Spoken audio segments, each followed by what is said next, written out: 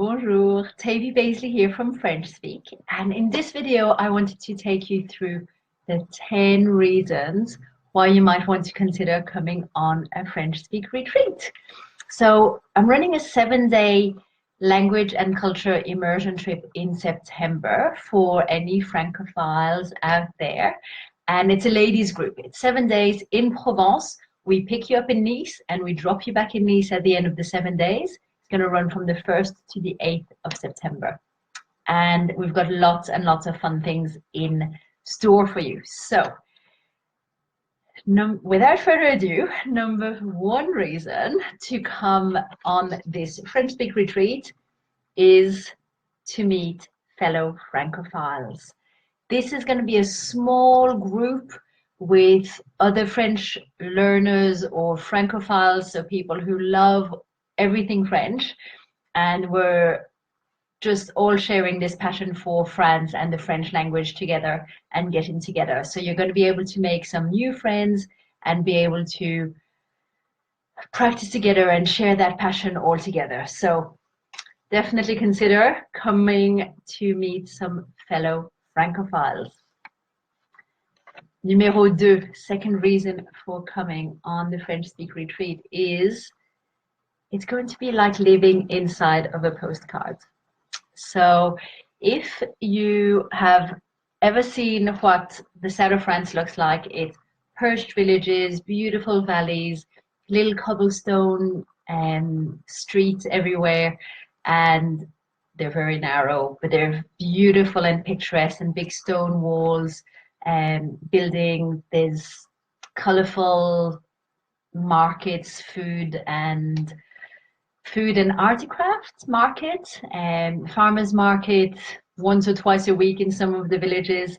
We're staying in this really quite remote area that not many people know about, and that's where my family is. So I'm taking you to somewhere that I know really well, like the back of my hand, and taking you to all the cool places. So the area is beautiful. You can imagine those old buildings with the blue shutters, and that's pretty much what we see every day. So if you'd like to live inside of a postcard rather than looking at the French magazines and reading books about it and seeing it in the documentary form, come and live it. It's totally feasible. There won't be a tour bus even in sight. It really is quite a remote place, which means that we can immerse ourselves even more, which leads me on to numéro 3, French immersion. Can you see that? Oops, here you go. French immersion.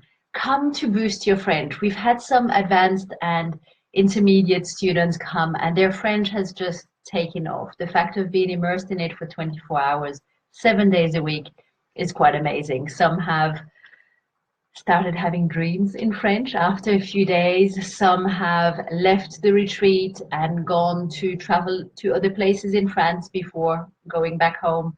And they've been mistaken for French people because their accent has come along such a long way, and their fluidity when they speak came along such a long way. So it's a really great way to practice your French. But we've also had some beginner learners come. So we've had 2 ladies I've got in mind. One took about 12 lessons before going on the trip. So she just read all the details about the itinerary, was so excited to see the area with a local and travel with me and come and see where my family lives and where my siblings have gone to school and where my nieces and nephews still go to school and where we go as a family for meals, the markets we prefer, the bakeries we go to rather than the other bakeries, the shops we see, and all of our favorite places. So they've come with very little French, or they've had maybe some French at school, which was 20 years behind them and mostly forgotten, but took about 10, 12 lessons and jumped on a plane and came with us, and were able to have the support of me as a teacher and a bilingual speaker to be able to help them when they were there, so they never got stuck with their limited French. So whatever level you're at, you're very welcome. I just want to open this group to people who are genuinely interested in progressing and practicing their French, because it's a wonderful opportunity that you just can't find in through a travel agent. So French immersion is my number 3. Number 4, adding something new to your life. So one of the things we do is to try and do something a bit different. So in 7 days in that area of the world, you can see a lot. And at the same time, you don't get to see all of it because it's such a rich area. So we try and vary every day and do some activities and still have lots of white space. So it's definitely a nice and relaxing rhythm. We're not rushed. We don't have timelines. I always have people asking me, so what time should we book you in for this meal, or what time should we book you in for this activity? And I'm like, it's going to depend on the ladies. We're not going to rush. So it's a beautiful time to have a digital detox or a leaving your watch at home and just not having to worry about time. I like to call it Provence time. Everyone's on this one schedule, one time, and it's really quite beautiful and relaxing. We have long lunches like the locals do, except we're also on holiday. So our lunches often take 2 or 3 hours where we work through the courses, have some wine as we go, and just take the world around. We have these big fat lazy cats who come under our chairs, and we get talking to the restaurant staff, and they might have lots of tables who come and go while we're there, but they see that we're in no rush and they'll just love and talk and meet Australians or other nationalities who come with us. So it's a really beautiful way to see it. So adding something new. A few things that I like to do is to try something new when I'm on holiday. So as part of these retreats, I've tried to include some fun activities that you might not do at home. So we've done some painting classes with a local artist. We've done some pottery workshops where we've all left with our creation at the end of the pottery class. And we always do something around cooking. So you get to learn some really good skills from. We've done it with a Michelin-starred restaurant before, or a professional cooking and gastronomy institute, who are so proud of the beautiful products we have in the south of France, and the meat and the fish and the vegetables and the fruit, the beautiful produce they have that they are just so proud to be able to show through cooking classes. So we go to one of those. It's all conducted in French, but there's always someone there. If you're a bit scared that your French won't allow you to fully participate, there's always going to be someone there who's totally bilingual and who will be able to jump in and help bridge that gap if you need a few of the extra help in English. So painting classes or pottery classes or cooking workshops are always part of our retreats. So it's nice to be able to do something that you might not do at home, and we like to include that as another learning opportunity because we do it in French. We also go wine tasting, that's also done in French, and we do all our activities in French. So you get lots and lots of opportunities to practice your French. Numéro 5, living like a local. One of the things that I love to do is going to a new destination and pretending I'm a local. And this is pretty much how these retreats came about, where I had students saying, oh, you're going to France next month, so we won't have lessons for 3 weeks, say. I wish I could just fit into your suitcase and come along with you. They wanted to see it with me. They wanted to meet my family. They wanted to see my favorite wine bars and my favorite restaurants, and where I love to get the bread on weekday mornings, where I think they do the best croissant aux amandes, or my favorite little boutique to go clothes shopping, the best market, because there's 7 little perch villages all near each other, and they all have different markets on different days. So we've got our favorites. That's where we take you, so you get to see all of them. So living like a local is very much that. We go and we're staying, I should mention this, we're staying in a beautiful resort, a 5-star resort that has a spa on site, swimming pool, and beautiful villas. So we rent a villa or a few villas, and everyone has a double bedroom, their own bathroom, and we just share the kitchen and quarters, and it can be 2 or 3 people per house, but you've got your own bedroom. And the beauty about that is we still live like French people do. It's mainly locals who, or French people who come and holiday there and stay there. But we're also able to go to the supermarkets and the post office and really see and I see it through your eyes every time, people who participate in these retreats, because they just spot the differences and how different things that are on the shelves in the supermarkets, for example, different things that the French people buy and look at when they're shopping, and how they go about doing such a daily mundane task is quite fascinating, because it's very different to how we do it here. So post office stops and going to get petrol and just everyday things are all opportunities to practice our French. So come to the retreat to live like a local and really see it through the eyes of a French person.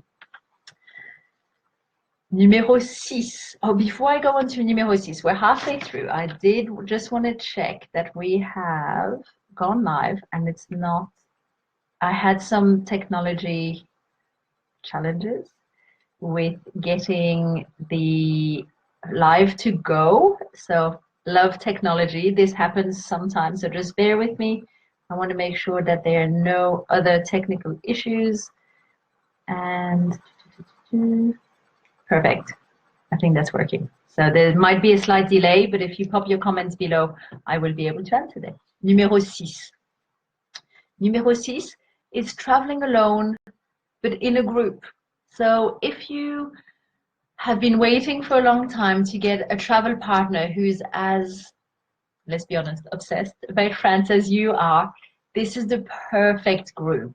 Everyone shares that slight addiction to France, and we're able to just live in that and feed off each other and share stories of past trips and future plans of coming back and discovering this and discovering that, because our friends and family might not share the same passion, and it's just a beautiful way to just put your hands up and you're joining a group. You don't have to travel on your own, but you don't have to find travel partners. We're a small group. We did a group of 6 people came in September last year, and they were all levels from beginners to, one of them was a teacher, had French as her first language, and she wanted to discover the region. So the other second highest level was a translator, so fully fluent in French and in English, but wanted to participate because she knew she'd be surrounded by other Francophiles. So you don't have to have a travel partner,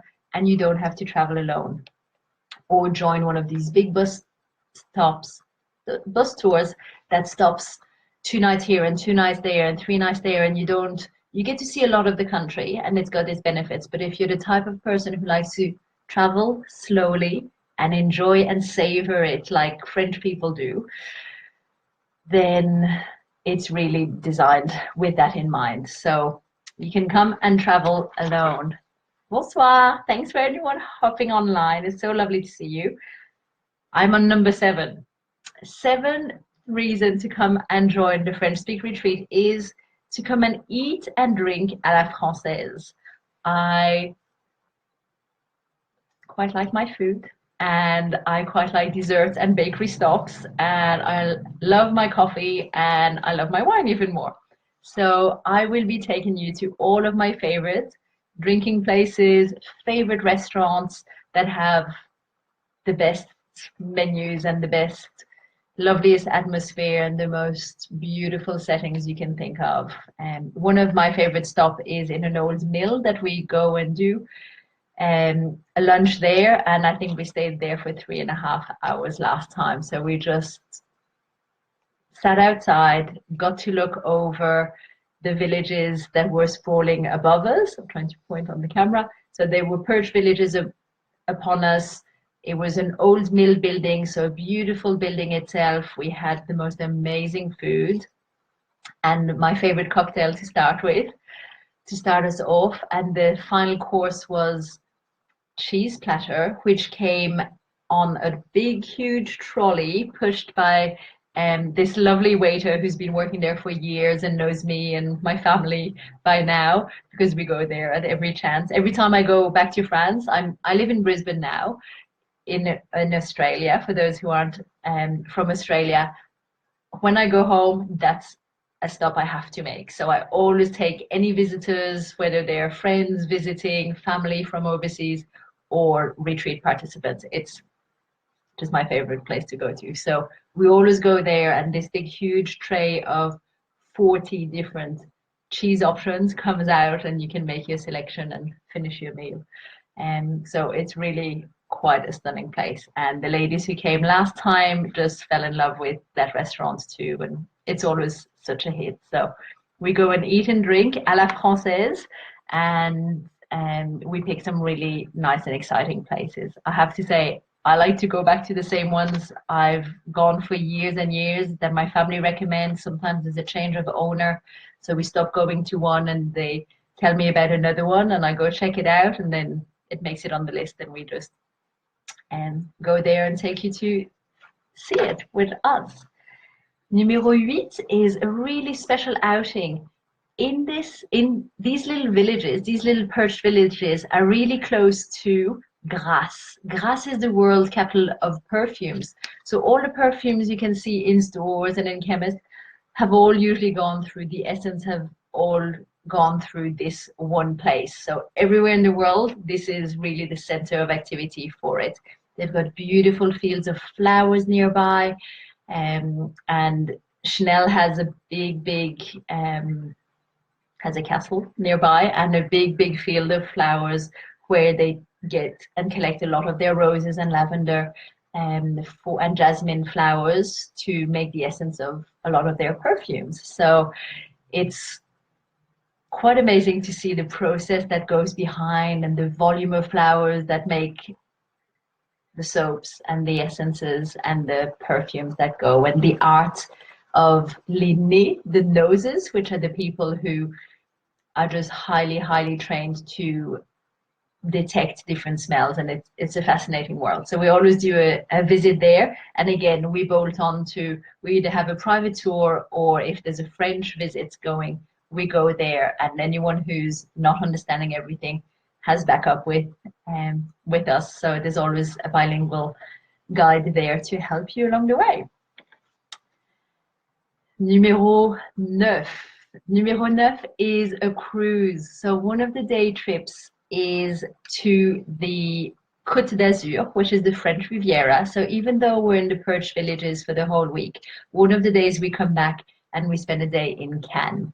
The first part of the day, usually we hop on a boat and we cruise across to this little tiny island that really only the people from Cannes and a few of the cities on the French Riviera go to. So we're really escaping the big city of Cannes. That's not that big, but it's still big in comparison to the villages. And we'll just be surrounded by this beautiful turquoise water. If it's a nice hot day, we'll jump in and have a swim, which is just the most relaxing experience, and a little walk around, and we'll either do a picnic or we'll stop for lunch or a champagne and look out back onto the French Riviera, because from the island we can see all of the day from Cannes all the way. So it's a really stunning day trip that we do. Then we go back to Cannes for the rest of the day, and people either go sightseeing. There's a lot of historical monuments to see, museums, galleries, and there's a lot of shopping, beautiful shopping to do, some really high-end shops there to some really high street main brands on a beautiful pedestrian alley. So we go shopping or sightseeing, and we all meet up for dinner again at the end in one of my favorite restaurants. So it's really a stunning experience. So if you haven't cruised in the Mediterranean and you want to combine that with a really picturesque, slow-paced trip, then you don't need to board a big, huge cruise ship with hundreds and hundreds of people you've never met before. But this really intimate group is a really nice way to experience it. And we're, again, surrounded by French people. Raison numéro 10. 10th reason to do this. And I was a bit cheeky adding this one because it's basically to say that I don't know when I'm going to run the next one. So September 2008 is possibly your last chance to come on one of these group retreats. We've ran 6 of them. This will be the 7th retreat, and they're so much fun to run. But this one, I'm going to be traveling without my husband and without my daughter, and it just gets a little bit tricky on the family front. So I am just putting it out there. I have no plans of running another one. This is potentially the last French speak retreat, at least for a few years. So if you're on the fence, please get in touch with me. I'd love to have you join our September 2018 retreat. I have one bonus reason you should come, and it's because my mum is the co-organizer on this. So I'd love you to meet my mum. She's pretty awesome. My mum is the biggest Francophile you'll ever meet. In fact, she went to France. She's originally from a tiny little village in Ireland, and she moved to France after school to become an au pair. So she worked with a French family and she spoke English to the kids and she helped out like au pairs do. And she met my dad and she never left. 4 kids later, she's still in France, and she's just loves everything French. So she's fluent in French. She actually teaches both English and French in France, and she's my co-host, and I couldn't run these without her. So it's also her birthday tomorrow, and she turns 60. So if you're watching this, Mum, moi, joyeux anniversaire. That's all for my reasons to come to France. There were 10 and a bonus one. So watch the video from the start if you want some inspiration. Pop your questions below. I'd love to talk to you. Jump on the phone and have a chat to see if this retreat is right for you. I'll put the link for you to register your interest and or get a hold of the itinerary. But yes, we're going on the 1st of September. All you need to do is get your flights to the south of France. We will meet you in Nice at your hotel, at the train station, at the airport, and we will look after you for the 7 days. Everything, accommodation, your dinners, your breakfasts, all your outings, all your activities, the sightseeing, the transport, the art class, the cooking class, everything's included. So, and then we drop you back the following Saturday, so Saturday the 8th of September, back to the airport around lunchtime, and we say goodbye. So people usually from there head on to Paris or head on somewhere else in Europe. We had quite a few people go to Italy last time, so they did a week in France, a week in Italy, and then they went to London for a week. So it's a long way to go for our Australian students. We had people come from Scotland last time. So depending on where you are, we're just meeting you in Nice. We're spending 7 days to relax, live like a French person, enjoy the rhythm of life that the people in Provence just master so well. You're going to eat well, you're going to drink well, you're going to make some really close friendships because you're meeting other women who are sharing the same passion as you, and I get to show you my home, and I'm so super excited about these retreats. So September 2018 is potentially the last time I'm running these. So if you're interested, please get in touch. I would love to show you Provence and give you that full French immersion. Voilà pour moi. Merci beaucoup. Au revoir.